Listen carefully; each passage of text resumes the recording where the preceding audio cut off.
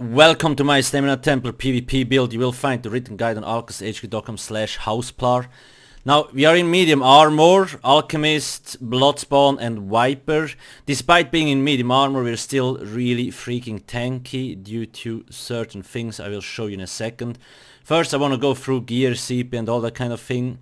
And then in the second part, I will show you 1-2 scenes and how to play with this build. I also do recommend play in a group because it's just really hard to play solo these days. Now let's get started. Just to show you when I buff myself. So in dual wield we have 4.1k weapon damage. In the two-hander bar we sit at almost 4.3k. Now you see on dual wield bar we have 70% weapon crit. This is really nice and it's also needed kinda. Then our other stats, almost 2k stamina recovery, 29k stamina and 26k health, 11k magic. Now, you might think this is a little bit low, but remember, we are in medium armor, and this is actually totally fine, because we have really nice stamina recovery. We are good to go with this.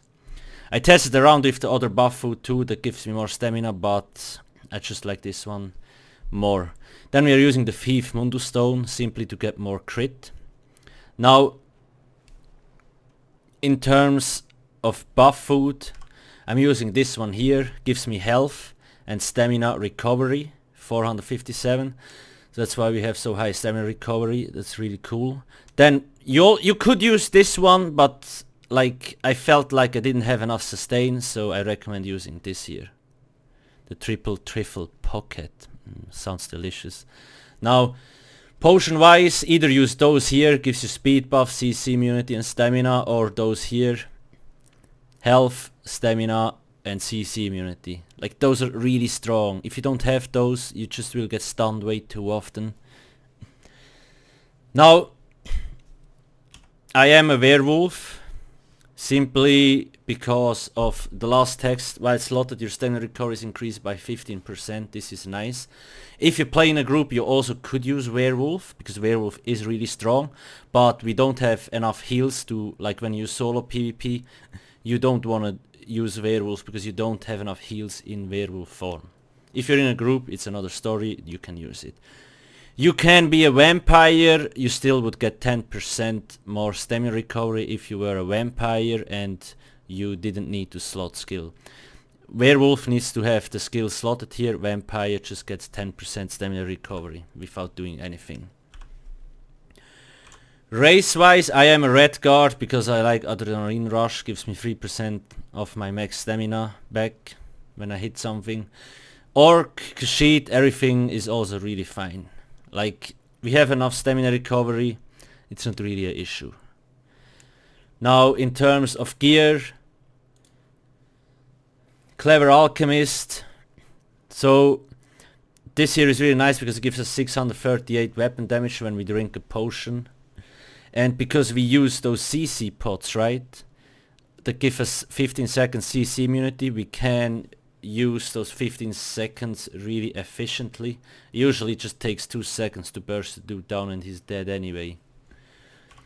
Then 2 pieces Bloodspawn. Now the reason why I like this is it gives me stamina recovery and you gain 15 ultimate and you gain physical and spell resistance with this 6.2k. So when I like, you see I sit at like 20k and 17k, so I would almost be at 26k and here like 23k resistance with the Bloodspawn proc on, so we can be really tanky. But there is other stuff too that adds to the tankiness. Now, I do recommend use 511. I simply didn't have the right monster like trait, not trait. Like I didn't have a medium and a light piece, sadly. Make sure the chest is heavy. Like on my website you will find the best in slot gear. And I will also make sure to put something else in case you can't get the Viper. Like you could use agility here, but anyway. Make sure to have 5 impenetrable and 2 well fitted. Well fitted is simply nice because it reduces the dodge roll cost, which is cool. Due to Alchemist we actually have really nice health. You see we sit at 26k, cool. And last set Viper, so this drops in Fungal Grotto. Make sure to have weapon damage on all of those. Then, if you still think you have not enough weapon damage, not enough stamina recovery, you could use a stamina recovery glaive here. However, I don't think it's necessary. 2 Viper daggers sharpened. Those drop in the Fungal Grotto too.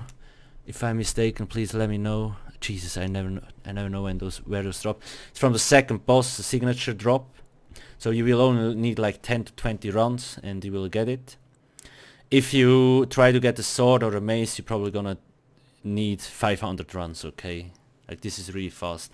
Then I'm using a Melson Maul here. You could also use a Viper two-hander or just a random two-hander. Just make sure it's sharpened. Sharpened is really important. Poisons. Drain health poison, just nice damage ticks. And then we have this one, drain magic poison, so increases the stamina magic cost of the enemies. Really cool. Now, if you want to play more Werewolf, you could use Salvation Set. I tried it out, however, I just felt it wasn't necessary and Alchemist gives me just more raw damage. Because the Salvation Set only becomes really useful when you instantly transform, when you have like 200 ultimates. But I just felt Alchemist was stronger and better. If you want, you can use other monster sets, but again, this makes you more tanky, gives you ulti, you can use Dawnbreaker more, really cool. Champion points. 90 mighty, 47 piercing, 30 shattering blows, so we have this here, first of to increase damage against shields and riposte, while blocking grants a 50% chance to return 5.5k damage to the enemy, so this is really cool. And it actually can kill people. Then 20 in Bless, simply to increase our healing. 55 tumbling to reduce the stamina cost of roll dodging and break free. 45 Mooncalf and 87 Warlord. We have 13 quick recovery to gain more healing, and then 60 elemental defender, 57 hardy, and 40 resistance. That's really nice because you see we have 2.1k crit resistance, pretty high, and that's why we are pretty tanky.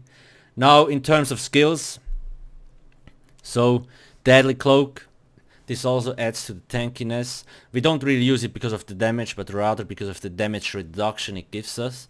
So all AoE damage is reduced by 20% if you use this skill. That's a lot, so if people use Destro ulti or any other shit on you, like AoE damage, proxy that, it will do 20% less damage on you. That's really strong.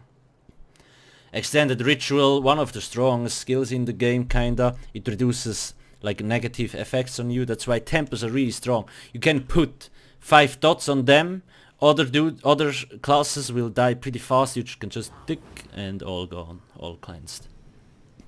Also due to a passive here, Sacred Ground, the first text increases your healing done by 25%. So when you activate this skill, you get 25% more healing. That's so much. Biting Jabs. So we use this first off, it gives us Major Savagery to increase weapon critical, and it can proc Burning Light. You have a 25% chance to cause an extra 4k physical damage. And that's actually why I like this. So we have Viper here, which procs for quite a lot of damage. And we have the Burning Light. If those two proc at the same time, you will do quite a lot of damage to the enemy. Resolving Vigor, our main heal every 5 seconds. You have to make sure to keep this up, otherwise you're gonna die. Restoring Focus, so this is also a really strong skill. Gives us physical and spell resistance buff, so 5.3k. And it also gives us 8% more healing and 8% less damage taken. So we have this here and this here, 28% flat damage reduction, OP. Plus we have really nice numbers. If Bloodspawn procs, this goes even higher, and the crit resistance is also really high. That's why we don't get fucking insta-gipped, although we are in medium armor. Werewolf ulti here because of the stamina recovery. Two-hander, now Rally, really nice burst heal, basically a must-have, gives us also the weapon damage buff. Crit rush, gap closer, reverse slice. So I use reverse slice rather than execution because this one has splash damage. in the 5-meter radius, so if you hit the dude and somebody is close to him, it will also damage him with less damage, but it still damages him. Dissing Swing, really nice CC ability, knocks the enemy back. Now what I like to do is when I use Dissing Swing and the dude gets knocked up, I swap over and I jab. Viper, Burning Light will proc dude dead. Not always, but most of the times. Radiant Mage Light, this is first off really nice because it reduces all incoming damage from gankers by 50%. So if you travel around, be on this bar. If somebody tries to snipe you, it will only tickle, okay. Plus, you also can fucking make gankers visible. Also, when you pop it, Might of the Guild, so it gives you 20% more damage on your next attack. So before I use my ultimate, I always pop this first. So I get 20% more damage. Now when I use potion here, you see my Dawnbreaker almost 14k damage, and add another 20% onto that, and voila. Now if you play in a small group or in a Zerg or whatever, and you line up 2-3 Dawnbreakers, most enemies just gonna be dead, okay? Dawnbreaker, Reverse Slice, dude's a rip anyway. Now again, really important, it's important that you keep up the buffs. Restoring Focus, it only costs 1.8k Magicka. You see my Magicka bar barely moves when I use it. And the duration is 18 seconds. You will lose the buffs if you move out, but once you step back in, you gain all the buffs again for another 8 seconds. You move out, the timer starts, 8 seconds, 7, 6 and goes down. This here is more expensive, but you still can use it like 3 times.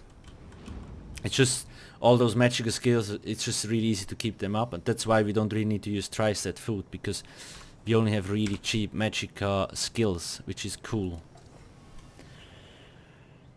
Now, you might think, oh, why is he not using Shuffle? If you want to use Shuffle or Restoring Focus, you can. It's really important. Adjust the build to your needs. If you don't think something is useful, swap it out that you like more. Everybody has a different playstyle. Now, let's get to the other part, just to show you 1-2 fight scenes. Play in a group, it will make your life so much easier, even if you're only 2 or 3 people. Then remember, keep your buffs up, Rally, Vigor, the Restoring Focus and all that kind of things needs to be up at all times. Go for the weakest target first, try to coordinate who you're focusing if you play in a small group. Remember, like CC, Dawnbreaker usually kills a lot of people, especially if it crits. Then make sure to keep Deadly Cloak up, Restoring Focus, simply because of the extra damage mitigation you gain. We decide to go for the Nightblade because really annoying, spamming fear on us and all that stuff, so we try to coordinate our attacks. He has CC immunity, but we keep on him, so once he gets stunned, we just can nuke him down. There we go. I use jabs and then immediately weapon swap, Reverse Slice, and it basically kills him off. So you need to learn this kind of weapon swap combo thingy. Dawnbreaker is winning.